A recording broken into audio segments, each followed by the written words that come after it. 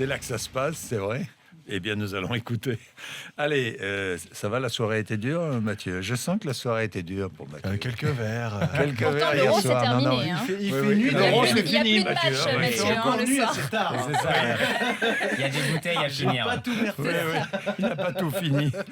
Bon, les découvertes bancaires coûtent cher, Mathieu, justement. j'en sais tiens. quelque chose. Oui, oui. Mathieu Non, mais alors, Béliard. c'est passionnant parce qu'on peut parler de pouvoir d'achat et des difficultés de certains, mais c'est Oui. pas le seul critère.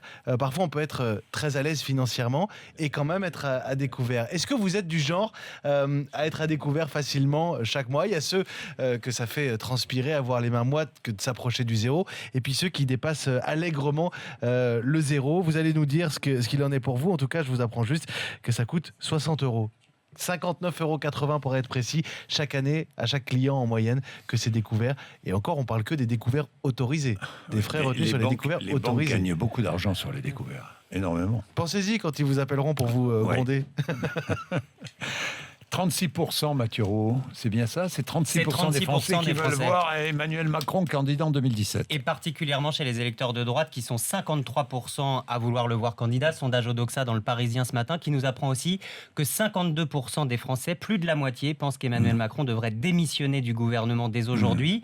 Emmanuel Macron qui s'offre un meeting ce soir à la Maison de la Mutualité où il attend 2000 personnes, 3 mois après le lancement de son mouvement En Marche. Eh bien, nous en parlerons avec le sénateur-maire de Lyon, qui est son plus proche et plus fidèle soutien. La remplaçante de Patrick Balkany est inéligible. Ben, décidément. C'est dommage. Elle Décidément, s'appelle oui. Agnès Potier-Dumas. Elle était pressentie donc pour être candidate dans les Hauts-de-Seine aux législatives en 2017. Elle a été Oui. l'attachée parlementaire de Patrick Balkany pendant 10 ans. Bref, c'est sa dauphine. Mais manque de chance, coup du sort, sa candidature n'est pas légale. Pourquoi? Parce qu'elle n'a pas démissionné dans les temps de son poste au cabinet de Valérie Pécresse à la région Île-de-France. Et le règlement électoral interdit aux membres de cabinet d'un président de région de se présenter dans les circonscriptions de la région concernée, à moins d'avoir quitté les fonctions 12 mois avant. Ouais. Et Valérie Pécresse sera avec nous tout à l'heure, à 8h35, 9h. Ségolène Royal aime les projecteurs, on le sait, les médias et l'équipe de France de football. En l'occurrence, elle avait autre chose à faire. Hier, elle devait être à l'Assemblée nationale pour défendre son projet de loi sur l'enfouissement des déchets nucléaires à Bure, sauf qu'elle a préféré pratiquer la politique de la chaise vide. Elle s'est fait remplacer par le secrétaire d'État au développement et à la francophonie. Rien à voir. André Rien à Valigny voir. ne connaissait rien au projet. Quelle honte. Et forcément, sur Twitter, Quelle Cécile honte. Duflot s'est posé la question: où est donc passée la ministre de l'Environnement?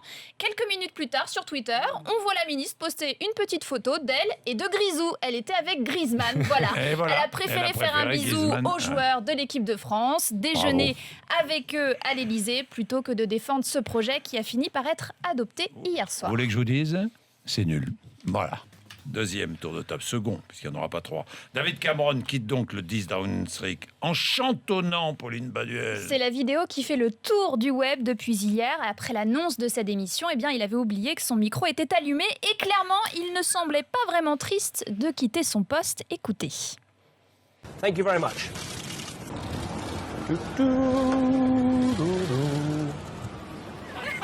Il Mais ça, s'éloigne. c'est extraordinaire. Les Attendez. caméras du monde entier sont braquées sur lui. Alors attendez, mais c'est pour ceux qui sont à la radio et qui n'ont pas regardé RMC Découverte, c'est extraordinaire. Mais allez voir sur RMC Découverte, on repassera tout à l'heure, ça va être m'en notre lasse fil pas. rouge. Moi je m'en lasse pas non plus, on le repassera à Une 8 heures. décontraction. Alors voilà, il annonce au micro devant le 10 Downing Street qu'il a démissionné, il se retourne et il rentre au 10 Downing Street en chantonnant. Voilà, un branle les ficelles quand même. Alors il chantait quoi? Eh bien c'est ça. Qu'est-ce qu'il chantait? Tout le monde s'est posé la question sur Internet. Alors les journalistes ont même lancé un concours. Alors il y a quelques génériques de séries qui sortent du lot, notamment une série qui cartonne en ce moment, c'est West Wing à la Maison Blanche, une série culte sur les coulisses du gouvernement américain.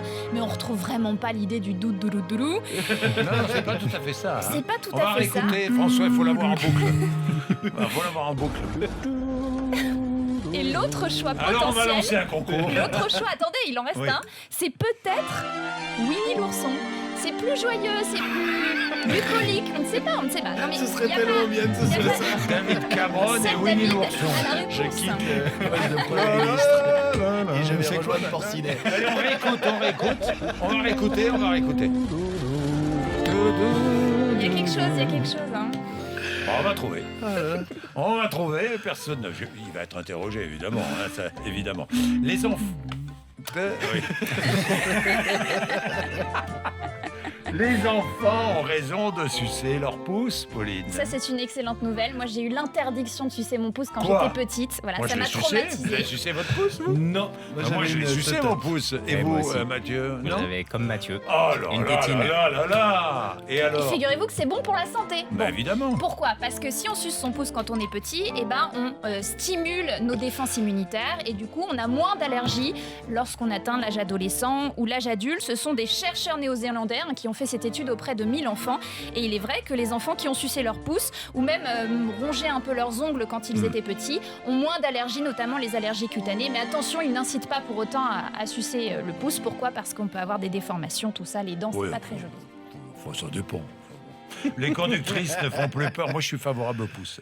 Les conductrices ne font plus peur aux conducteurs. Il paraît, Quoi femme au volant, mort au tournant, c'est Mais fini. qu'est-ce que c'est que ça? Qui vous a dit ça? Ben, c'est une étude, Jean-Jacques, très sérieuse. Quand ils sont sur le siège passager, les hommes sont plus de 9 sur 10 à ne plus avoir peur des femmes. Il faut encore quand même quelques reproches. 7 sur 10 pensent qu'elles téléphonent, elles fument, elles mangent quand elles sont au volant, qu'elles ne mettent jamais leur clignotant avant de tourner. Mais les femmes sont aussi critiques envers hommes aussi, les hein, ça. conducteurs. Elles trouvent qu'ils roulent trop vite, qu'ils sont trop agressifs et elles ont raison.